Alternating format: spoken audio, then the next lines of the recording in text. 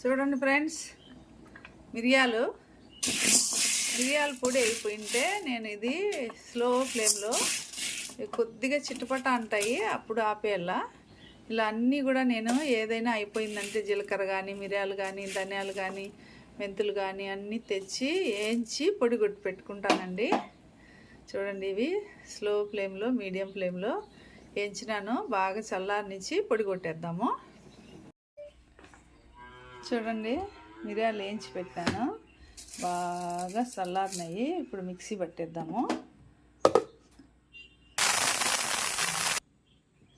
చూడండి ఎంత చక్కగా పొడి అయిపోయింది. ఫైన్గా పొడి చేసుకున్నాను.